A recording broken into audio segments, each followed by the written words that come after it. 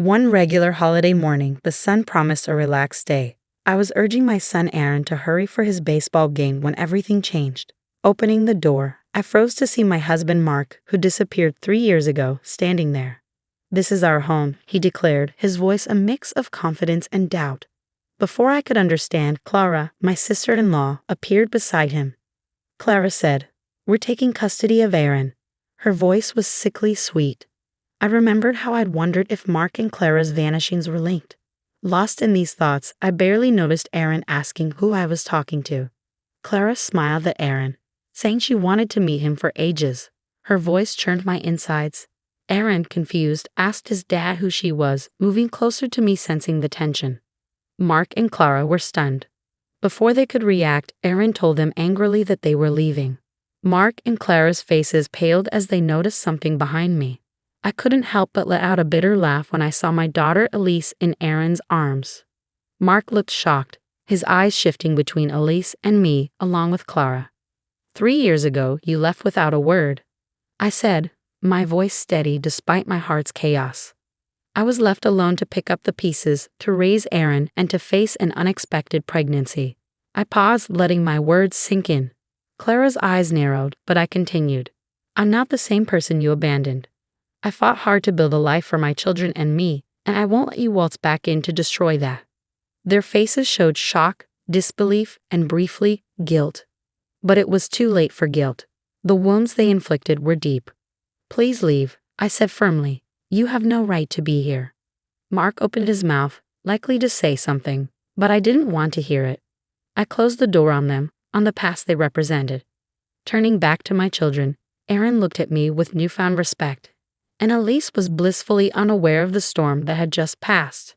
Taking a deep breath to steady my racing heart, I knew this was just the beginning. The battle lines were drawn, and I was ready to fight for my family's future. In the days following Mark and Clara's unwelcome visit, I was swept up in a whirlwind of emotions and memories, a tidal wave threatening to drown me. I found myself reliving the dark days after Mark disappeared, the sleepless nights filled with worry, the countless hours questioning what I could have done differently. Aaron had struggled the most. Once cheerful and outgoing, he became sullen and withdrawn, his bright eyes dimming. I remembered the dinners he pushed away, the school events he begged to skip, and the cold, distant looks that replaced his warm smiles. It tore at my heart. As I dwelled on these memories, Elisa's innocent laughter filled the house, a stark contrast to the turmoil inside me. She was my unexpected blessing, a light in the darkness of Mark's betrayal. Her birth marked a turning point for me, a moment of profound strength and vulnerability. One evening, as I tucked Aaron into bed, he asked me with serious eyes, "Mom, why did Dad leave us? Did we do something wrong?" His question hit me hard. "No, honey, you did nothing wrong. Sometimes adults make choices that don't make sense, and it's not because of anything you did." But why did he come back with Aunt Clara? Aaron's confusion was heartbreaking. I sighed, searching for the right words. "I don't know why they came back, but I do know that we are a family, you, me, and Elise. We'll get through this together." He nodded slowly, his young face filled with worries no child should bear. "I trust you, Mom. I just wish things were like before." "I know, my love. I wish that too," I whispered, kissing his forehead. The next day, a call from my lawyer, Mr. Thompson, snapped me out of my reverie. "Lauren, we need to discuss your legal options. Mark and Clara's claim is baseless, but we should prepare a case." I listened intently, my mind racing. This was my chance to fight back, to ensure that Mark and Clara couldn't hurt us anymore. "Let's do it," I said firmly. "I want to protect my children, and I won't let them be used as pawns in whatever game Mark and Clara are playing." Mr. Thompson's voice was reassuring. "You're making the right decision. I'll start preparing the documents. We'll show them that they can't just walk over you." As I hung up, a sense of determination settled over me. Mark and Clara had underestimated me, thinking I would crumble under their pressure, but they were wrong. I was stronger now, tempered by the trials I had faced. Watching Aaron playing with Elise, I knew I would do whatever it took to keep them safe. This was no longer just about revenge, it was about justice for my children and me. Mark and Clara had awakened a fierce protectiveness in me, and I was ready to fight back with everything I had. As the days turned into weeks, my resolve hardened like steel. I was prepared for the legal battle ahead. But nothing could have prepared me for the emotional battle that followed. Mark and Clara, like vultures circling their prey, began their campaign to wear me down. One afternoon, as I collected Aaron from school, I found them waiting, a dark cloud on a sunny day. Clara's voice was sickeningly sweet as she greeted Aaron. "Hi, sweetie. We've missed you so much." Aaron clung to my hand tense. "Why are you here?" he asked, barely above a whisper. Mark stepped forward with feigned concern. "We just wanted to see you, son. We're your family too, you know." I felt anger surge within me. "You lost the right to call yourselves family when you abandoned him," I snapped, pulling Aaron closer. Clara's facade slipped, her eyes narrowing. "Lauren, you can't keep him from us. We have rights," Clara insisted. "You have no rights here," I retorted coldly. "You both made your choice 3 years ago. Now live with it." Mark's face twisted in anger. "You think you're so perfect, Lauren. You're just a bitter woman who couldn't keep her husband happy." I felt Aaron's grip tighten on my hand, his body shaking. "Let go, Aaron," I said, turning to leave, but Clara wasn't finished. "You'll regret this, Lauren. We'll get what we want. We always do," she threatened. Their words echoed in my ears as we walked away, but I refused to show fear. I had to be strong for Aaron and Elise. That night, their threats haunted me.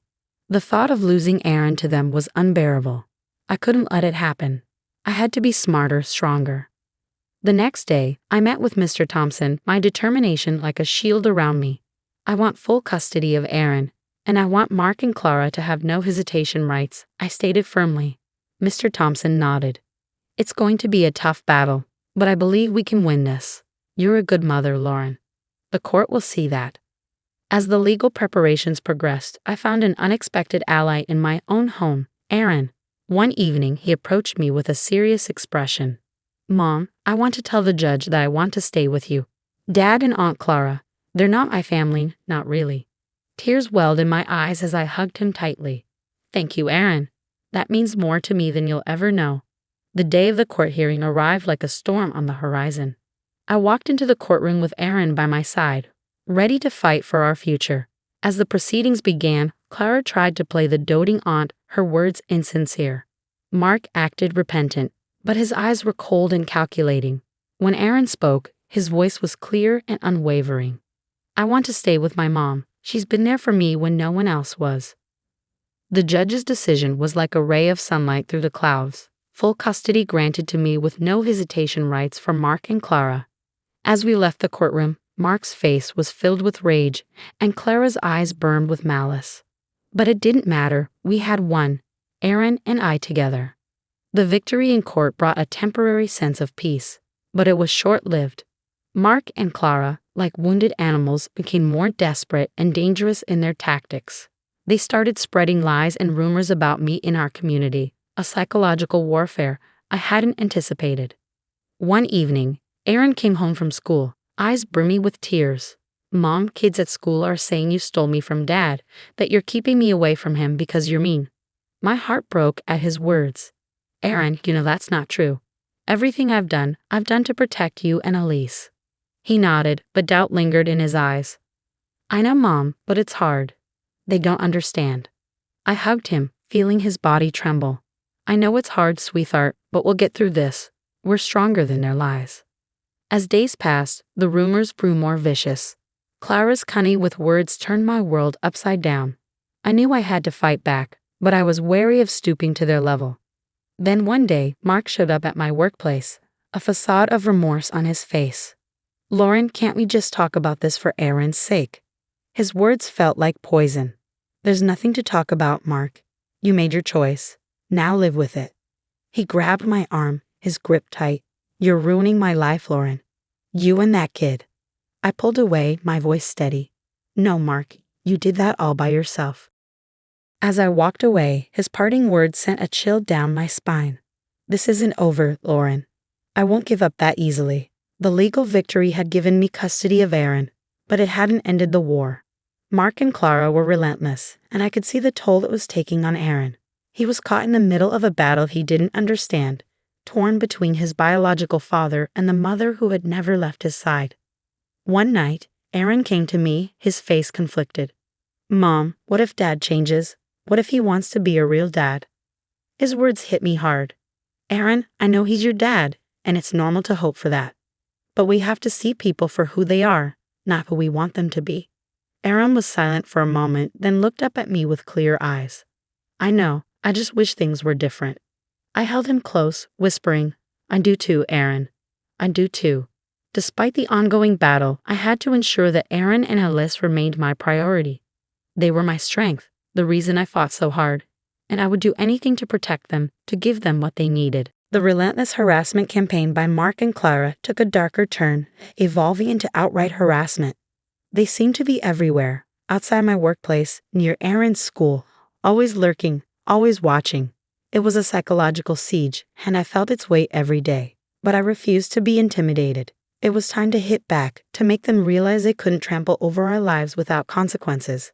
I scheduled a meeting with Mr. Thompson, my resolve unwavering. Mr. Thompson, it's time we take more aggressive legal action.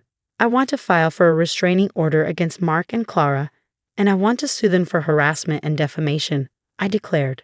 Mr. Thompson nodded in agreement. I think that's a wise decision, Lauren. Their behavior is unacceptable, and it's time they face the legal repercussions. The legal proceedings were grueling, but I stood firm. In court, Mark played the victim, a man wronged by his vindictive ex-wife. Clara, ever the actress, wept about being denied the chance to be a part of her nephew's life. But their performance couldn't mask the truth. The judge saw through their facade and granted the restraining order. Additionally, they were ordered to pay damages for their defamatory actions. As we left the courtroom, Mark's face was filled with fury, while Clara's eyes burned with unspoken threats. But this time, I wasn't afraid. I had the law on my side. Their defeat in court, however, did little to quench their vendetta. If anything, it seemed to fuel their spite. One day, I received a chilling phone call from Mark. You think you've won, Lauren? You think you can just destroy my life and walk away? I'll make sure you regret this, he hissed through the phone. I clenched my jaw, fighting back the fear his words invoked.